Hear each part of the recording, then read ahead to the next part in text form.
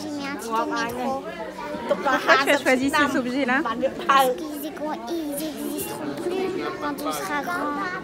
Ah bon?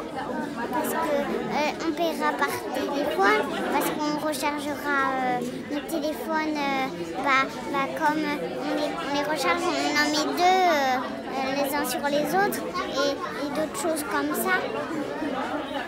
Comment tu imagines le monde dans 50 ans?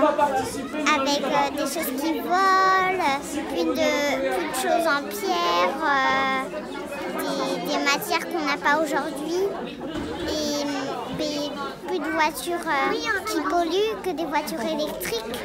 On a eu envie de créer un espace pour que les Manceaux puissent, et les Sarthois puissent faire l'héritage de ce qu'était la vision de la ville et du musée entre 2009 et 2019.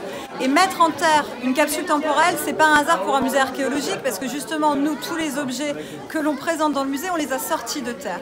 Et donc, c'est vraiment donner un instantané de ce qu'est la ville du Mans. Et c'est super chouette parce que ça fait déjà plusieurs semaines qu'on nous amène des choses, qu'on travaille avec des écoles notamment, qui ont amené des photos de classe, et beaucoup de gens aussi, et on voit aussi l'impact écologique de cette capsule, parce que beaucoup de personnes ont mis des choses qui, à première vue, je pense, qu'ils espèrent qu'il n'y aura plus dans 50 ans. Donc on a des cotons-tiges, des déodorants à billes, enfin vous voyez, il y a aussi tous ces éléments-là. J'ai vu aussi que des parents avaient écrit des mots pour leurs enfants, alors ça m'a énormément émue.